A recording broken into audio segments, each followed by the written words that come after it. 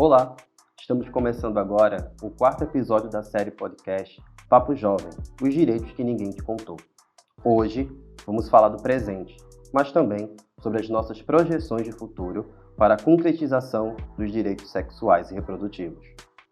Como já foi abordado no podcast da série, os direitos sexuais e os direitos reprodutivos são de extrema importância e devem ser difundidos para todos, em todo e qualquer âmbito da nossa sociedade, pois cada indivíduo deve ter o poder de escolha sobre o seu corpo, suas relações e sua reprodução.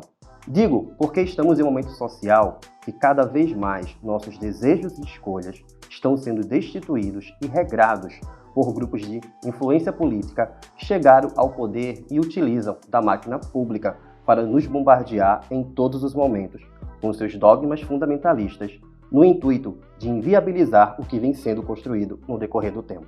Mas nem por isso devemos ficar calados e parados. Devemos tornar ainda mais crescente as conversas direcionadas sobre direitos sexuais e reprodutivos, e com o fortalecimento das ONGs, serviços de saúde, sociedade civil e políticas públicas. E como bem sabemos, conhecimento é poder. Agora, estamos aqui para conversar sobre nossa visão futura sobre a temática. Me chamo Valdirei Santos, sou integrante do grupo de ativismo Jovem da Gestos. Estou aqui com meu amigo Tiago, que também faz parte do grupo, e vamos contar com a participação da convidada Elisa Aníbal, que é especialista em Direito e Gênero e educadora social do Grupo Curumim. É um prazer estar aqui com vocês no processo desse podcast da Gestos. Eu sou Elisa Aníbal, sou jurista, faço pós-graduação em Direito e Gênero, sou defensora de direitos humanos, militante feminista e trabalho na organização que é parceira da Gestos, que é o Grupo Curumim, que tem foco nos direitos sexuais e direitos reprodutivos. Oi, meu nome é Tiago, eu faço parte da rede de ativismo das Gestos e também faço parte da rede de adolescentes e jovens vivendo com HIV e AIDS e outras ISTs. Sou uma pessoa cujo gênero é não binário E, sou uma pessoa também que vive com HIV e AIDS, e a gente está aqui para conversar um pouco, Elisa, sobre todo esse processo de construção que a gente vem fazendo em todos esses podcasts que a gente vem conversando. Vê só, como é que você visualiza que a sociedade civil e os movimentos sociais estão atuando na ampliação da informação e na efetivação dos direitos sexuais e reprodutivos? Massa, Tiago, é bem importante falar sobre esse tema, né? Especialmente partindo desse lugar da juventude, né? Nós três que estamos aqui, estamos nesse lugar da juventude, especialmente porque quando direitos sexuais e direitos reprodutivos se tornam, entre aspas, direitos, isso tem 25 anos, né, atrás, a gente não participou ativamente da construção dessas alianças nacionais e internacionais para a construção desses direitos. Mas, a partir disso, eu acho que tanto a sociedade civil, a partir dos movimentos organizados, a partir das organizações sem fins lucrativos, as ONGs, tem trabalhado na ampliação direta dos direitos sexuais e reprodutivos a partir da informação da existência dos direitos sexuais e direitos reprodutivos, né? É um processo que antevém, porque, diferente de outros direitos humanos, como, por exemplo, o direito à liberdade de expressão, os direitos sexuais e direitos reprodutivos, eles sempre ficaram muito restritos a um público, né? Restritos ao mundo do juridiquês, ao mundo, vamos dizer, das ONGs. E aí a gente amplia os direitos sexuais e direitos reprodutivos a partir do momento que a gente informa, a partir do momento que a gente vai para a sociedade como um todo, que a gente vai para as escolas, que a gente vai para os bairros, que a gente vai para os movimentos, que a gente ocupa as redes sociais, os podcasts, tudo que é possível para falar sobre direitos sexuais, para falar dos direitos reprodutivos, para dizer que eles existem, né? Então, a ampliação surge a partir do momento do acesso à informação. Porque muitas vezes, né, Elisa, acaba acontecendo uma limitação, né? Eles geralmente limitam até que ponto eu posso chegar e até que ponto eu posso conversar. Existe uma marginalização até no acesso a essa discussão, que deveria ser algo que não deveria existir, mas infelizmente é muito presente na nossa sociedade, né? Exatamente. A gente vê um tabu nessa sociedade que está colocada, né, numa sociedade colonizada e com preceitos patriarcais e racistas. A sexualidade, a reprodução que não necessariamente deve estar só para procriação, mas tem a ver com afeto, tem a ver com desejo, tem a ver, inclusive, com a sexualidade, são temas que são colocados como tabu na sociedade, especialmente para os jovens, especialmente para as mulheres. E aí tem todas as questões subjetivas. Se você é jovem, se você é periférico, se você é negro, se você é mulher, então isso se acumula. Então, no final das contas, é isso que você está colocando mesmo. A gente tem uma dificuldade social de encarar a sexualidade e reprodução como uma coisa importante para estar em discussão, para estar na mesa do jantar na família, para estar nas escolas, e isso dificulta o acesso aos direitos sexuais e direitos reprodutivos. Certo, Elisa, já pegando esse gancho, estou falando dessa situação da sociedade que a gente está vivendo no momento, tem como tu explicar para a gente um pouco, no caso, o que vem a ser o Estado laico, tá bem? E também essa coisa do fundamentalismo religioso. Você pode explicar para o ouvinte o que são essas duas coisas? Certo, Valdirei, vamos lá. O Estado laico, se a gente olhar para o ponto de vista jurídico, a gente vai lá ver na nossa Constituição como o Brasil é uma pátria, é um Estado laico, né? Mas quando a gente vai dialogar, por exemplo, eu tenho um trabalho com as meninas, com adolescentes, e aí quando a gente vai falar, a gente fala na vera, né? Fala aquilo que é fácil compreender para todo mundo, porque o juridiquês também é uma linguagem para expropriar as pessoas dos seus direitos. Mas o Estado laico é quando a gente tem liberdade religiosa de expressão e de culto, né? Então, ter um Estado laico, lembrando que Estado, né, para todos os ouvintes, é esse ente federativo, é isso que rege, é o governo. Eu costumo dizer que o Estado é o governo, ele é representado pelo governo. Então, o Estado laico é dizer que este governo desse país, dessa pátria, né, dessa união, desse ente federativo, é laico. E dizer que ele é laico é dizer que as suas leis, que os seus protocolos, que a sua administração deve ser livre de atos religiosos.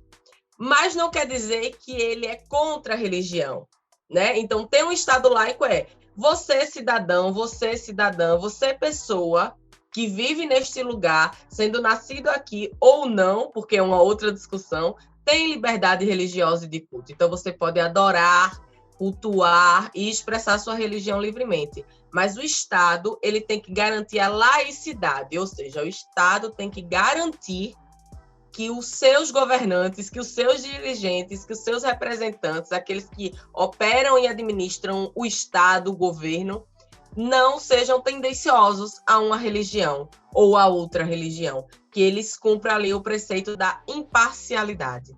E sem me prolongar muito, falar de fundamentalismo é falar de uma corrente política, acima de tudo, né? O fundamentalismo, ele surge nos Estados Unidos, o fundamentalismo como corrente política mesmo, ainda na década de 80, e ela surge atrelada ao conservadorismo, né? Então, o fundamentalismo, ele reúne ali uma série de líderes religiosos e políticos que pretendem instalar uma nova ordem social. Porque isso é disputa de sociedade, disputa do sentido que a gente quer construir em sociedade. Então, o fundamentalismo, ele surge na década de 80, ainda nos Estados Unidos, e se alastra para o mundo inteiro, e tem um viés político-religioso. Então, ele pega a relação política da extrema-direita, do conservadorismo, e se assimila e se congrega com a religiosidade do extremismo também, né? Então, ela vai ali pegar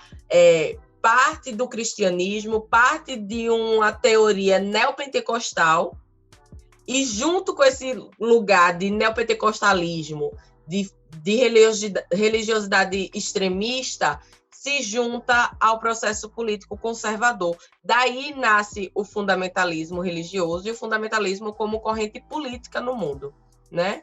E aí a gente tem vivido no Brasil, nesse momento, um avanço do fundamentalismo. Não só no Brasil, mas na América Latina inteira. E especialmente no Brasil agora, porque, diferente do que diz a nossa Constituição de Estado laico, de que os dirigentes precisam expressar, né, a laicidade nas suas decisões, não na sua vida pessoal, mas nas suas decisões políticas de administração do Estado, a gente tem um governante que não respeita a laicidade e que coloca o fundamentalismo religioso, o conservadorismo e todas essas outras práticas atreladas às práticas do Estado. Certo. E quais seriam as principais estratégias para a gente enfraquecer esse fundamentalismo no que diz respeito aos direitos sexuais e reprodutivos? Eu costumo dizer que isso é a pergunta do milhão, né? Eu acho que ela vem do primórdio de informar. De novo, falar sobre isso. Porque as pessoas não sabem que esses direitos existem. As pessoas não sabem, por exemplo, que uma pessoa com útero, uma mulher que sofre um estupro e que engravida decorrente a esse estupro, pode recorrer a um aborto legal, né? Um aborto não criminalizado e dentro do serviço de saúde, né? Então, informar começa pela ideia de informar. Então, a sociedade civil, os movimentos, as organizações precisam informar para a sociedade que os direitos existem.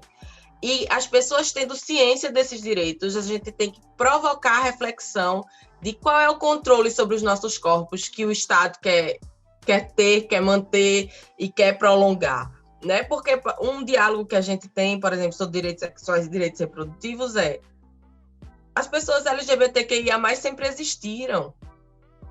A diferença é que antes elas precisavam se esconder, porque senão elas eram assassinadas. Elas ainda são, né? Mas em maior número, né? Elas sofriam retaliações. As mulheres, as pessoas com útero, sempre praticaram aborto. Sempre. Quando não existiam métodos contraceptivos, quando não existia pílula, laqueadura, DIU, como é que as pessoas faziam controle de natalidade? Era através do aborto.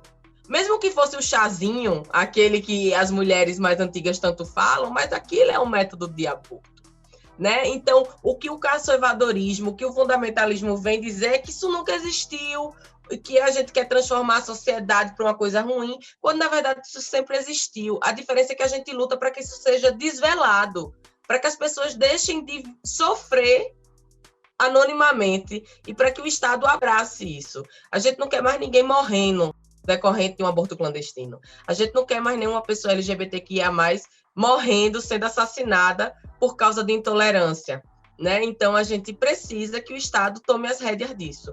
E aí, a partir da informação, a partir do diálogo, trazendo para a sua realidade, será que você nunca fez um aborto? Né? Será que sua mãe nunca tomou um chá? Né? Você quer ver quem você ama preso, por exemplo? É um diálogo que a gente sempre faz. Né? Tem uma pesquisa de você é a favor de que quem faz um aborto seja presa, e 80% das pessoas querem. Mas quando você pergunta assim, se a pessoa que fez o aborto for uma pessoa conhecida sua, você denunciaria ela?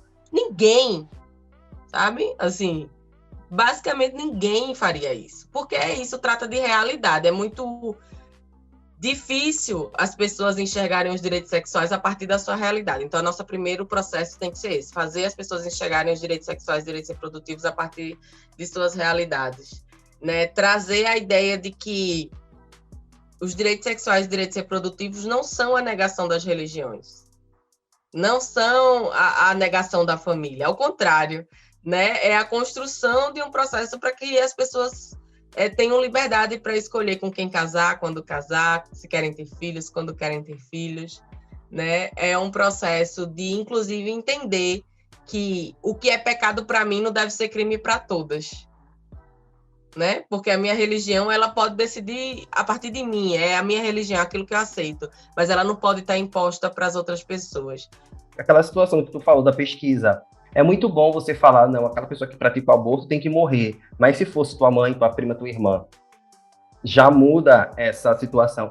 Aí eu fico me perguntando às vezes, por que essas pessoas também não param para pensar em, por exemplo, se fosse uma filha minha, se fosse uma sobrinha minha, ia querer que um parente meu tivesse com 12, 13 anos, tivesse uma outra criança, eles não param para pensar isso, simplesmente vão lá e julgam, e sempre é dessa forma. Nunca se colocam no lugar do outro, falta aquele trabalho de empatia, né?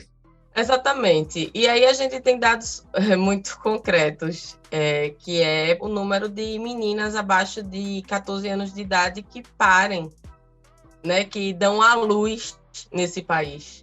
Se a gente tem uma legislação, por exemplo, que diz que meninas abaixo de 14 anos de idade, né, aliás, de 14 anos de idade para baixo, que engravidam, né, ou que têm relações sexuais com uma pessoa maior de idade, é estupro presumido, né?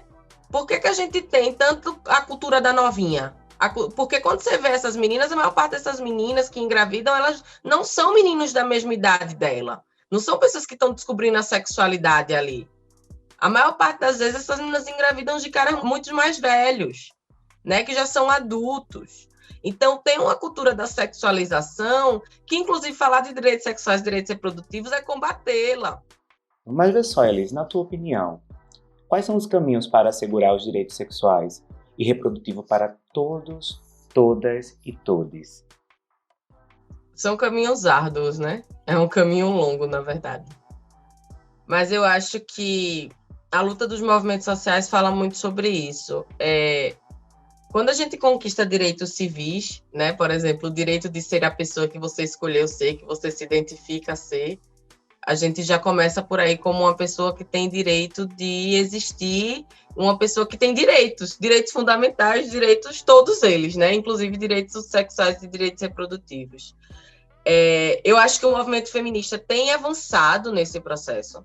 Estou falando a partir do olhar do movimento feminista, né? Por exemplo, a Frente Nacional contra a Criminalização das Mulheres e pela Legalização do Aborto tem feito um amplo debate de como, por exemplo, a gente não quer, quando a gente fala direito ao aborto, a gente não tem falado mais só para mulheres, a gente fala direito ao aborto para mulheres e pessoas com útero, ou pessoas que gestam, porque a gente quer englobar ali todo mundo nisso, né? Quando a gente dialoga contra os transfeminicídios, né, a gente está colocando também a especificidade de que as mulheres trans estão sendo assassinadas, né, para além do processo do feminicídio, por serem mulheres trans, né?